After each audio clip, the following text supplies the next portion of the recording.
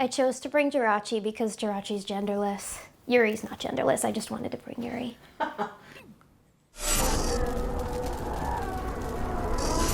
Well, hi.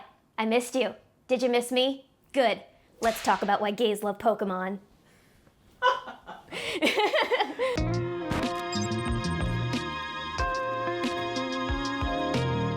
I wasn't sure if you actually tripped or you acted that out. It was a little bit of both. So, besides anime, my other major obsession is RuPaul's Drag Race. Throughout the criminal number of hours a day that I spend lurking the Drag Race subreddit, I've noticed that one fandom that crosses over time and time again is Pokemon. It could be because Team Rocket's Jessie and James from the anime are quite literally drag queen icons, but I think it goes a little deeper than that. Not only do drag fans obsess over pocket monsters, actually, a lot of the LGBT+ community celebrates Pokemon. If you ask me, it's because Pokemon find so many ways to speak to their identities. Anything from character designs to the way you play, and even the entire message of Pokemon itself can be interpreted as queer-coded. I actually touched upon this in my LGBT+ representation video on our old channel.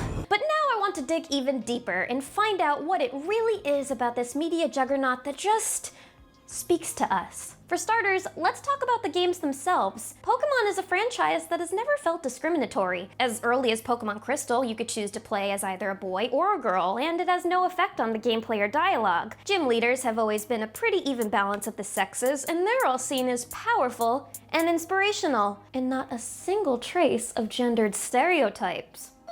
Some Pokemon, including legendaries and mythicals, are genderless. And nowadays, some of the newer Pokemon games simply ask, what do you look like, rather than, are you a boy or a girl? It's these little things that make the games feel all the more inclusive for LGBT+ fans. Next, just look at some of these designs. Jinx, a drag queen, Inteleon, gay spy, Sylveon, literally the colors of the trans pride flag. Oh, and don't even get me started on the fantastic gay disaster that is Gym Leader Wallace. You know what I've noticed actually? Any character named Wallace in media is usually gay. Scott Pilgrim, remember his roommate? Oh, Wallace, yes, again? Yes. I was gonna say, I don't really know many Wallaces in media. Yeah, nobody names their kid Wallace anymore. In real life. But every Wallace is gay. If you're a Wallace watching this, let me know if you're gay.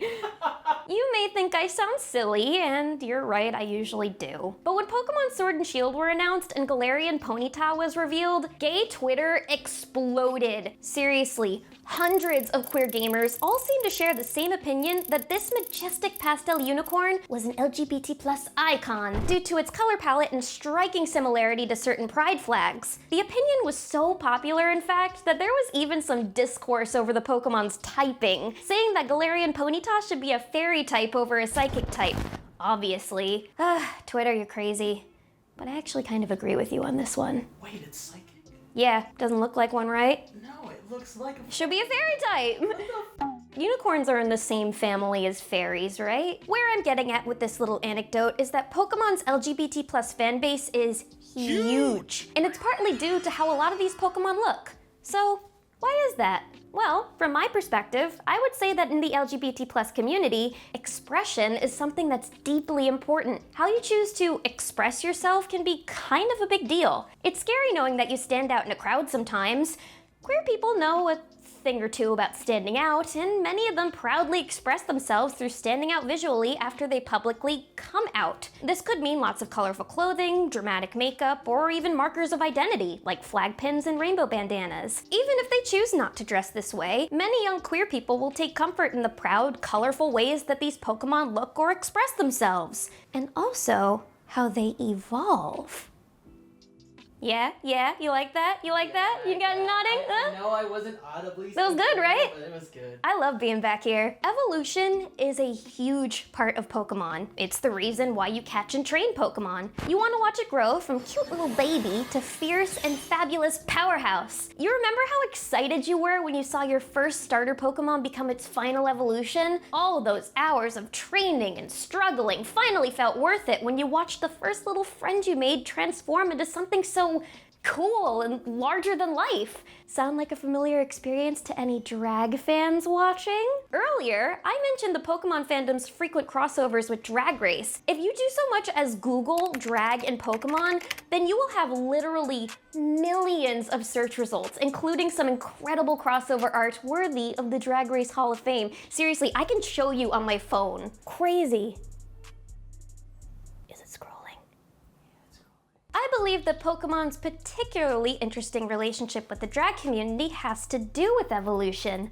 Apologies, but I'm gonna gush about drag for just a sec if that's okay. One thing that I love about drag is that it is so much more than simply cross-dressing. Drag is about transforming into the most powerful, heightened version of yourself. Like Pokemon, it's an evolution. Pink News wrote an article about a Pokemon-themed drag battle competition held at an LGBT+ bar in Connecticut earlier this year, before the world caught fire, of course. The competition consisted of local performers dressing up as dragged-out Pokemon and characters from the anime, and lip-syncing to their favorite songs in order to win a battle. The local performers told Pink News it was fitting to kick off with a show like Pokemon, which deals with the evolution of characters, as each performer has used our stage to elevate their craft while balancing their jobs, relationships, and overcoming internal hurdles. The show looked like a blast, with high energy and campy performances from artists dressed up as Pikachu, Ash, Jessie, Meowth, and more. It also attracted quite a large crowd in an area that didn't have a known drag scene, showing that there's a high demand for more crossovers between drag and geek culture.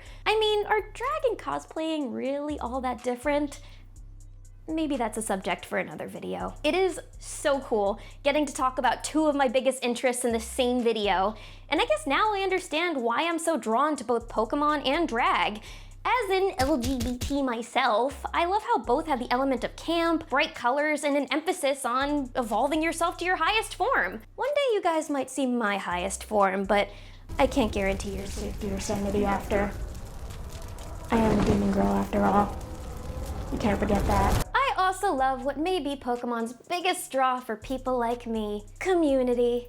No, not the show. I'm going to assume here that at least half of the people watching this video, like me, discovered Pokemon when they were just wee little lads. Pokemon was accessible and fun, and it never really felt like a gendered game. There were things that appealed to everyone: cute and cool Pokemon designs, a sense of adventure, and most importantly, a way to connect with others. Generally speaking, Pokemon is a franchise that has always put an emphasis on playing with friends. When I was a little kid, the way that I made new friends was with Pokemon. I was far from the most popular kid on the playground, but I had a Game Boy Color with a copy of Pokemon Yellow, and I wasn't about to eat my PB&J and Goldfish alone, god damn it. The way that I was able to bond with the other kids was through our mutual love of these little creatures.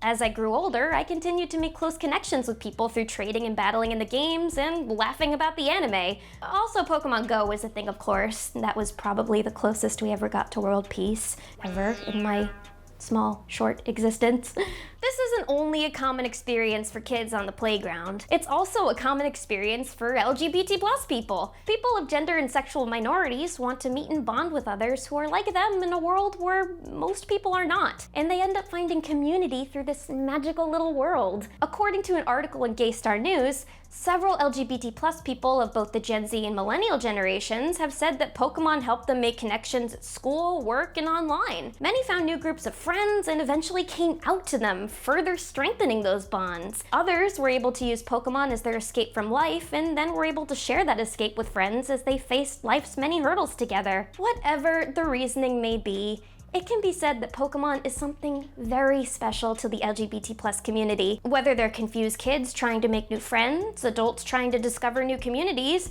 or fierce drag performers working on evolving their craft, Pokemon has touched so many lives in such a unique way that I can only describe as, well, pretty damn gay. How has Pokemon affected you guys growing up? And if you're LGBT+, then what does it mean to you? Please share in the comments, because I would really love to know about all of your relationships with this wonderful franchise. Oh man, I have missed this so much. I really can't wait to show you guys everything that me and my comrades have been planning in this little bot. I'm Dorrie, and thank you so much for watching Beyond the Bot. We have no tags right now, so I'm just gonna end with this. Pilot 4, signing off. Death drop. Dorrie, no! Oh, and before I sashay away, I want to give a quick shout out to our wonderful patrons. Thank you so much for supporting us through this crazy little journey and helping us with this, new channel. Like, we really hope you'll stick with us as we give you some more great content, because there's a lot of cool stuff coming your way. And I want to give some special shout outs to a few of our patrons: Faber, Sugar Joe, Andrew M, Critical225, Astrolad, Kyle, and Eric Tortora Pato. You guys are the best. Trucks! Oh no, it's the AC! Thank you. Thank you. Keep watching Beyond the Bot and keep watching anime. All right, now I'm out.